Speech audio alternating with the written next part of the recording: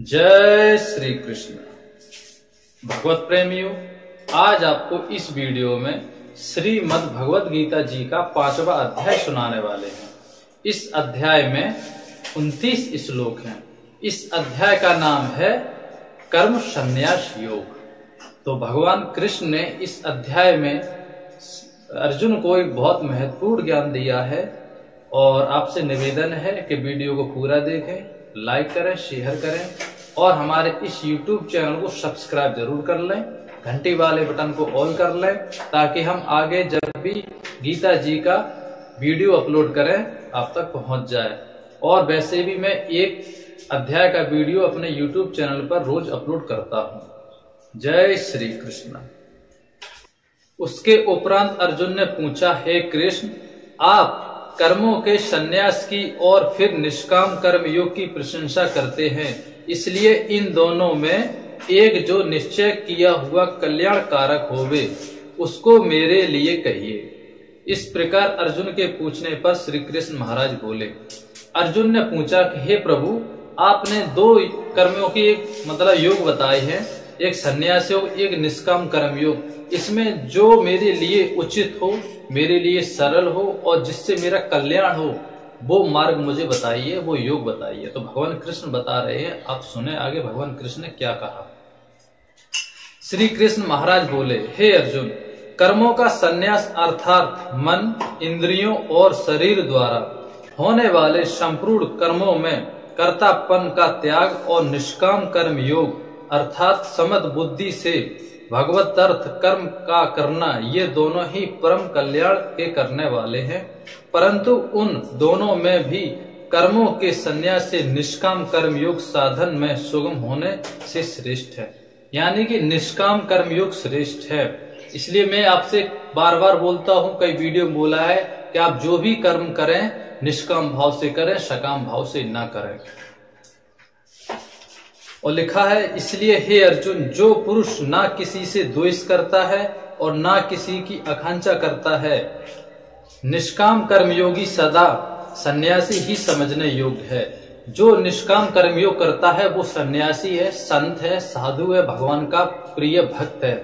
यह भगवान कृष्ण कह रहे हैं। कोई राग द्वेष आदि द्वंद्वों से रहित हुआ पुरुष सुख पूर्वक संसार रूप बंधन से मुक्त हो जाता है। हे अर्जुन, निष्काम कर्मयोग के बिना संन्यास अर्थात मन, इंद्रियां और शरीर द्वारा होने वाले संपूर्ण कर्मों में कर्तापन का त्याग प्राप्त होना कठिन है।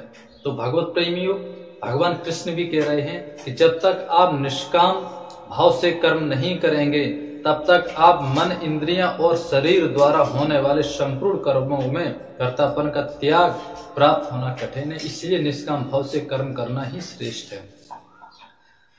और भगवत स्वरूप को मनन करने वाला निष्काम कर्मयोगी पर ब्रह्म परमात्मा को शीघ्र प्राप्त हो जाता है। जो निष्काम भाव से कर्म करता है, जिसका कर्म के पीछे कोई उद्देश्य नहीं होता है और जो सिर्फ ईश्वर पे विश्वास करके भक्ति करता है, अपना कर्म करता है, अपना जीवन व्यतीत करता है, तो वो उसके उपरांत लिखा है कर्मयोगी पर ब्रह्म परमात्मा को शीघ्र ही प्राप्त हो जाता है।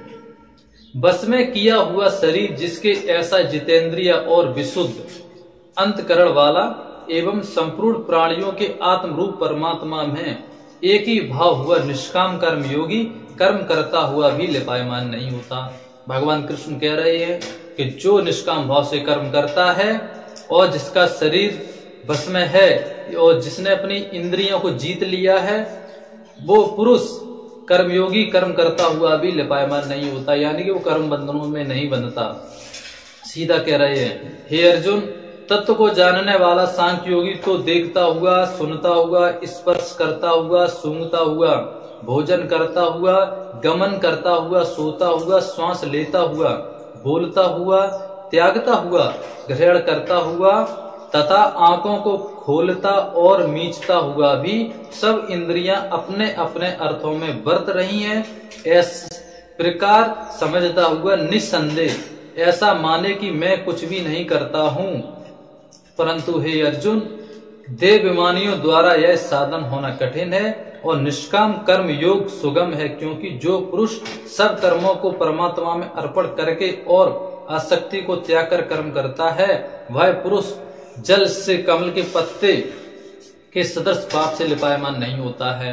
तो भगवत प्रेमियों, मैं आपको सरल भाषा में समझाना चाहूंगा। भगवान कृष्ण कह रहे हैं कि जो परमेश्वर को अर्पण कर देता है और निष्काम भाव से कर्म करता है, उसको पाप नहीं लगता, यानी कि वो पाप कर्म बंधन में लिपायमान नहीं होता। जैसे कमल में आपने देखा हो, तालाब में कमल खिलता है, तो कमल के पत्ते पर आप पानी की जल की बूंद डालना टिक नहीं सकती, उस पर रुकेगी ही नहीं। बूंद डालोगे तुरंत उस पर बह जाएगी, और कमल के पत्ते बूंद नहीं रुक सकती। ठीक इसी प्रकार मनुष्य जो कर्म करता है वो मतलब पानी में बूंद नहीं टिकती, ऐसे ही उसको कर्म बंधन नहीं टिक सकते, उसको कोई पाप नहीं लगने वाला। ये भगवान कृष्ण कह रहे हैं।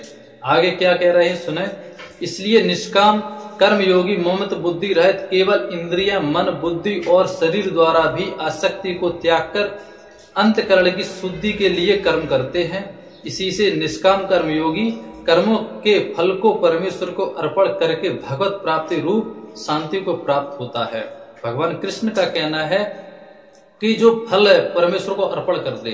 सेकंड भगत देखिए मैंने, वो क्या करते हैं ना कि जब भगवान की भक्ति करते हैं, मंदिर में जाते हैं, प्रसाद चढ़ाते हैं, तो अपना उद्देश्य रखते हैं, हे प्रभु मेरा ये काम हो जाए, मेरी ये मनोकामना पूरी हो जाए।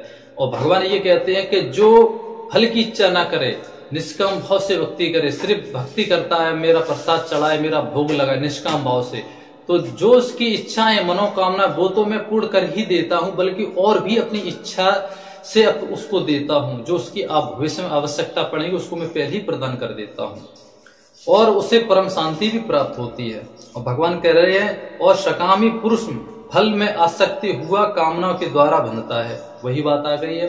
सकामी पुरुष जो सकाम भाव से भक्ति करते, फल में आसक्ति रहते हैं, फल की इच्छा रखते हैं, कामना के द्वारा बंधता है। इसलिए निष्काम कर्म योग उत्तम है। भगवान कृष्ण कह रहे हैं कि निष्काम कर्म योग उत्तम है, इसलिए निष्काम कर्म योग करना चाहिए।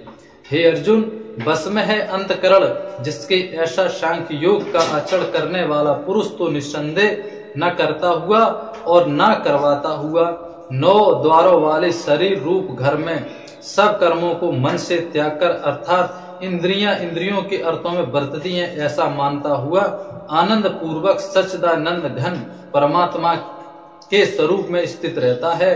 परमेश्वर भी भूत प्राणियों के न कर्तापन को और न कर्मों को तथा न कर्मों के फल को संयोग से वास्तव में रचता है, किंतु परमात्मा के सकाश से प्रकृति ही बरतती है, अर्थात गुण ही गुणों में बरत रहे हैं। सर्वव्यापी परमात्मा न किसी के पाप कर्म को और न किसी के शुभ कर्म को ग्रहण करता है। भगवान कृष्ण का कहना है कि वो परमेश्वर न तो आपके अच्छे कर्मों को ग्रहण करेगा, न बुरे कर्मों को ग्रहण करेगा। कहने का भाव ये है कि आप जैसा कर्म करोगे वैसा आपको फल मिलेगा, इसमें भगवान आपका कुछ नहीं करेंगे। इसलिए सोच समझ के कर्म करो, क्योंकि लिखा है कि वो परमेश्वर किसी के पाप कर्म को ना किसी के शुभ कर्म को ग्रहण करता है। वो ना तुम्हारे अच्छे कर्मों से ग्रहण करेगा, ना आपके बुरे कर्मों को ग्रहण करेगा। आप जैसा कर्म करेंगे वैसा आपको भोग करना पड़ेगा।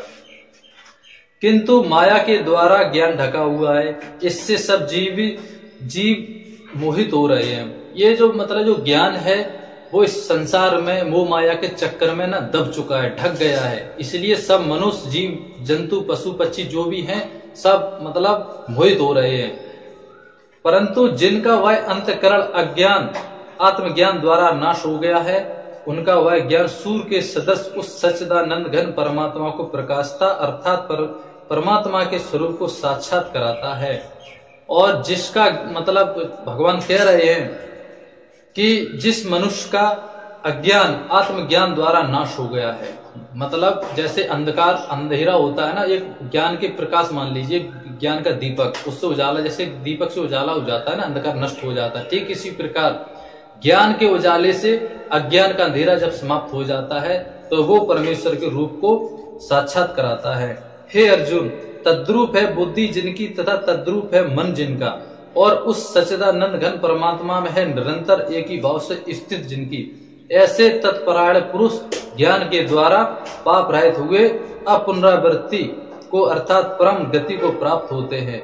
ऐसे वे ज्ञानी जन विद्या और विनय युक्त ब्राह्मण में तथा गौ, हाथी, कुत्ते और चंडाल में भी सम देखने वाले ही होते हैं। भगवान कृष्ण का कहना है कि जो ईश्वर है, जो परमेश्वर है, परमेश्वर है भगवान श्री कृष्ण। भगवान श्री कृष्ण कह रहे हैं कि जो ज्ञानी पुरुष होते हैं वो सब में मुझे ही देखते, मेरा ही रूप देखते। भगवान कृष्ण का कहना है कि कुत्ते भी मैं हूँ, बिल्ली भी मैं हूँ, चंडाल भी मैं हूँ, हाथी भी मैं हूँ, गौ गाय जो होती गाय भी मैं हूँ। ये भगवान कृष्ण कह रहा है। और ज्ञानी पुरुष हमेशा समभाव में देखते, वो अंतर नहीं समझते हैं।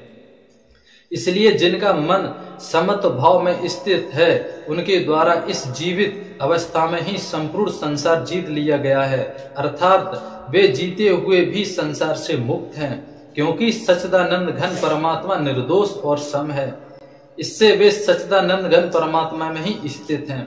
जो पुरुष प्रिय अर्थात जिसको लोग प्रिय समझते हैं उसको प्राप्त होकर हर्षित नहीं हो, और अप्रिय अर्थात जिसको लोग अप्रिय समझते हैं उसको प्राप्त होकर उद्वेगवान न हो, ऐसा स्थिर बुद्धि संशय रहित ब्रह्मवेत्ता पुरुष सच्चिदानंद पर ब्रह्म परमात्मा एक ही भाव नित्य स्थित है।